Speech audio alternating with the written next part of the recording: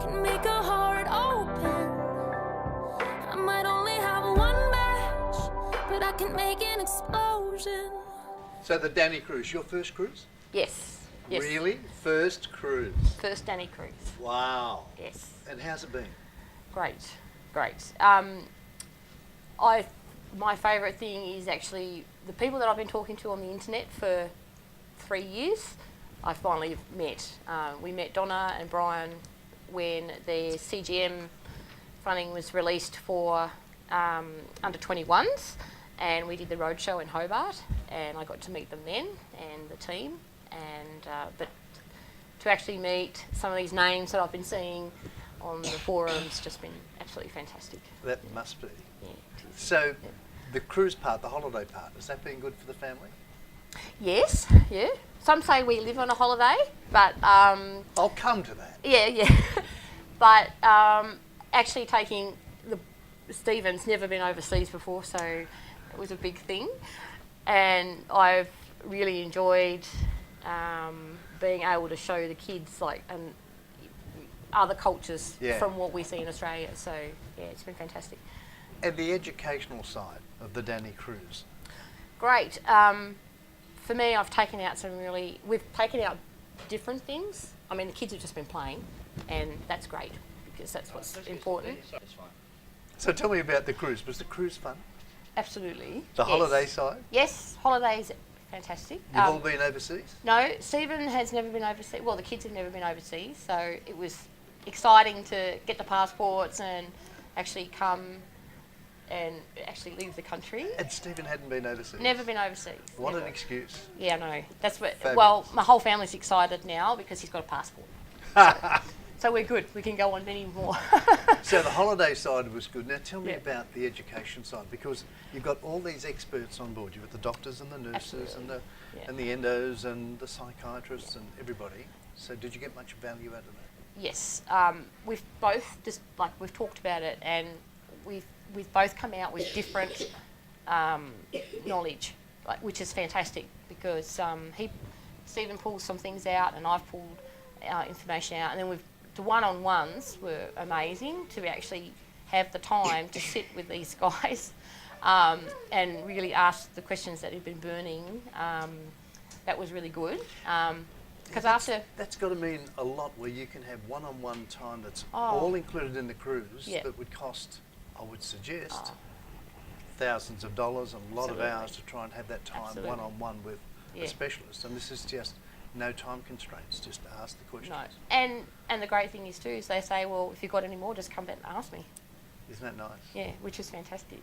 So will it change your life or the lives of the family? Yes. I think it's helped us understand, certainly, one, that we're doing good and that we're doing okay, and but also some new practices that we can put into place, which is, Jesse he cruises along and he's loving life, but we do a lot of worrying, so it's been fantastic just to take a step back and rethink about what we're doing. So, And then you don't have that conventional housebound lifestyle where you're so close to a hospital or so close to medical services. You're actually on the road. Yes, we live in a 15-foot caravan.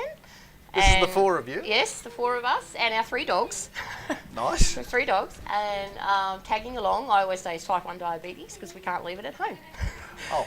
And we travel Australia slowly, we don't move fast, so there's a lot of people, will do a lap, but we are travelling and stop and work, and it's amazing.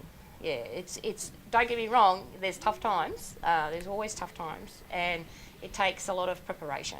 Yeah. And because we've had people send us messages. We've had other Type 1 families that are hitting the road that have messaged us through our page and have asked us, what do they pack? That anxiety about being around a hospital, and if you have good communications with your DE team, and you prepare yourself. But although you're touring Australia, you're not touring by virtue of the main cities. You're outback. No, we go outback. one of our major goals, hopefully over the next 12 months, is to actually go to some more remote areas and try and hook up with some type 1s, whether they're adults or children, whichever. We've currently been working and living up in Wyndham, Western Australia, where it's a very small old town and a lot of Aboriginal communities. And but we as we're working in a caravan park, we get to meet lots of different people as well. But we did the Give River Road 3 times, which is very remote. And but we come prepared. We have our EPIRB, we have our supplies, and the UHF. And both of the children have learnt to use the UHF, because if anything happens, then they can call for help or assistance, or even if he wants to go for a bike ride, or he can just call us on the UHF. So he can go for a blast. He's got his UHF. Yep. Call back to base. Yeah. And the EPIRB, yes. The EPIRB. Yeah, and they've got the EPIRB. So. And you're doing homeschooling for them as well. Yes, yeah.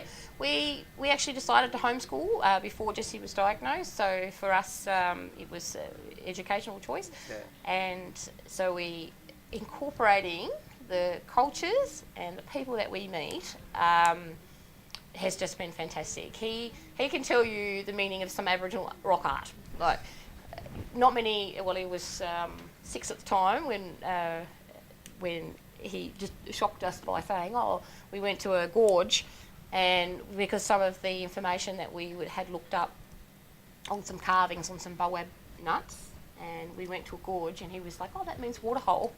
So you just the stuff you pick up. Yeah, or campground. Sorry, or campground. So that sort of it's definitely not the norm, and he's learning an amazing amount about this country, about its landscapes, about its climate. And we stayed through the wet season, and he got to learn all about the different seasons. So it was fantastic. So managing type 1 when you're on the road, being remote, yes. How difficult is that? As I said, it's a lot of planning. We always travel with at least minimum 3 months supplies in the van, and we call ahead. So when we are actually travelling some distances, we contact the chemist that we're going to go to and pre-order the supplies that we need before we even get to the town. So it's just about keeping an eye on your supplies. And we change sets. He's changed a set on a picnic bench in Western Australia, in Esperance.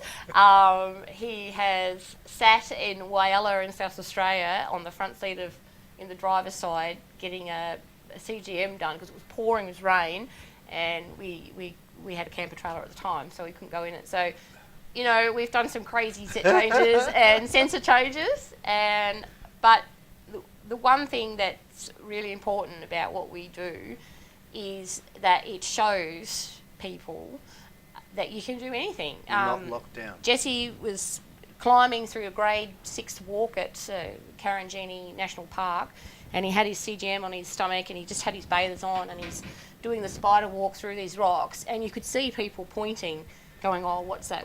And bang, you just talk about it. Instant and, education. Yeah, and that's what we love, and that's why we do it, because, as I said, it's just people do worry, but if you prepare and you look after yourself. So somebody's sitting at home watching this, and they're thinking, do I do a Danii cruise or do I don't? What would you say? Yeah, absolutely. Absolutely do it? Yeah, And do it. what would you say to them that they will get out of it? It depends what you're looking for. For us, we needed to be surrounded by others that had type 1.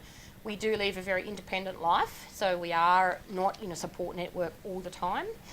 So coming on this ship and meeting all these other people that are in a similar circumstance, their kids are the same age or they're not, or meeting adults to be able to ask questions to say, what can we expect? Like, what can what could it possibly feel like for him to be like this? Yeah. To get that information is so valuable. Coming away and you're doing it, on a ship in paradise, and what better way to do it? Any benefit already? we've made so many friends. So he's not alone. Absolutely not alone.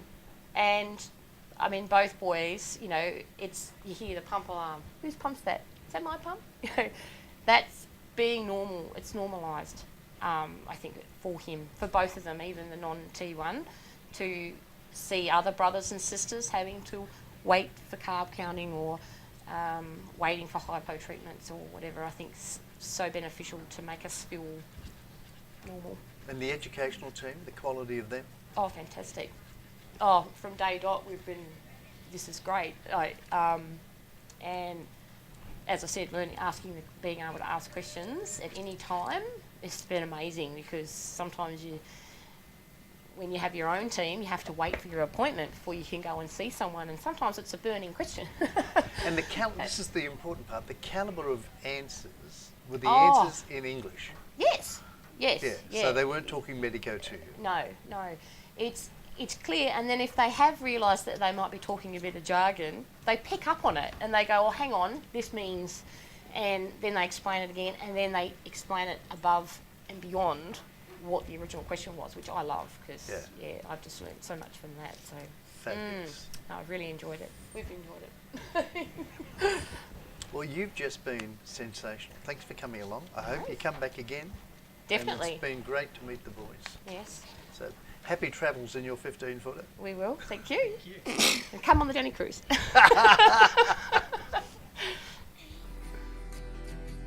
No, I've still got a lot of fire left